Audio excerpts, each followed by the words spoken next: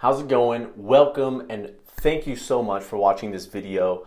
My name is Jason Sirois, and today, like every month, I'm bringing you the latest trends in Denver real estate so that you can make informed, smart decisions about buying and selling real estate in this beautiful place.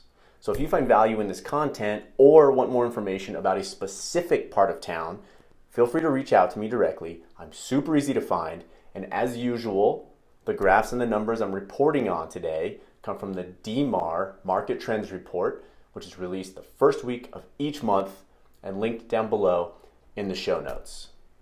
Let's kick things off right away with inventory. So our 35-year average active listings at January month end is 13,000, as I've illustrated by the orange horizontal line that I've added to this graph in the report. Now, our record high active listings was set in 2008 with 24,000 homes active, and that's on the far side of the chart where it begins. The record low was set, you guessed it, January 2021 with a minuscule 2,300 homes available.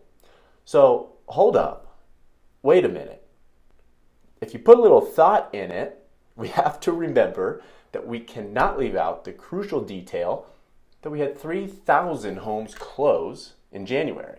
So I will reiterate something specific that I said in my 2020 recap video that I released last month. If you haven't watched it, check it out. It's the one with a little poop icon next to it. And in that video, I pointed out that despite every real estate headline in the country right now just screaming low inventory, the actual narrative should be it feels like there's low inventory because buyers are snatching up homes so quickly, but homes are still being listed, folks. Something I want to point out is that every low point on this blue line is January closings, okay? Now, we always see this dip in January because there's a lull in real estate activity starting at Thanksgiving, right? Holidays are kicking off, real estate becomes an afterthought for a moment. Now, I added this red horizontal line right at 3,000. That's the number of closed homes that we had last year, okay? Now, compared to years past, as you can see, we are right on par since about 2013. So yes, we ended the year with very low inventory. However, we had a typical number of homes closing. You know what I'd really like to see is a Denver Metro population line charted against these two other metrics of active listings and closed listings. Moving on, showings to a contract being accepted. So when looking at the entire RE Colorado MLS, we have a median of 16 showings on a home before a contract is accepted, which is actually 4 more showings than we had at this time last year.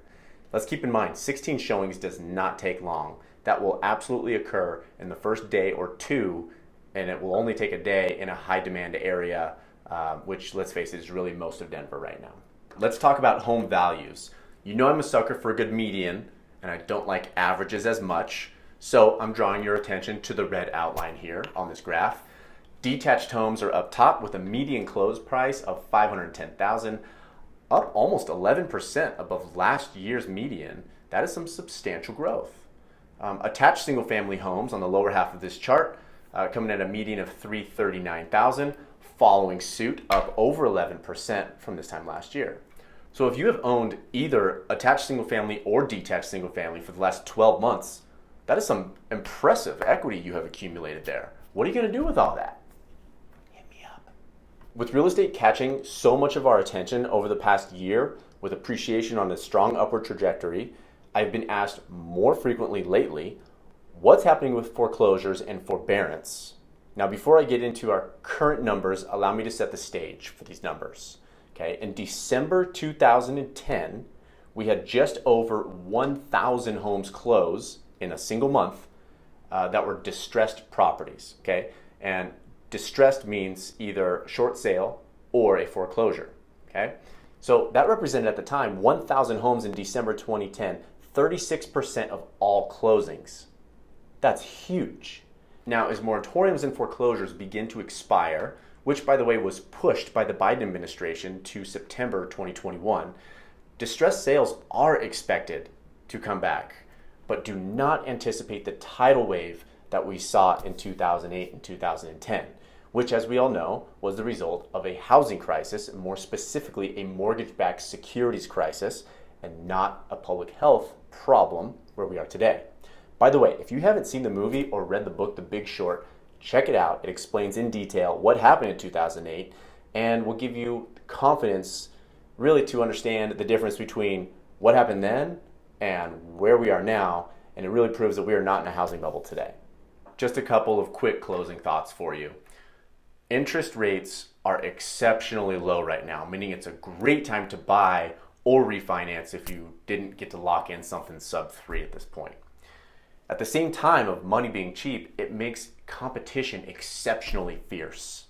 Bidding wars are extreme right now, but if you have the ability to take your realtor's strategic advice to get your offer accepted, I predict it will pay off in the long run. I believe in the power of real estate, I believe in Denver, and I'd be happy to talk to you more about why I feel that way. My contact information is down here below.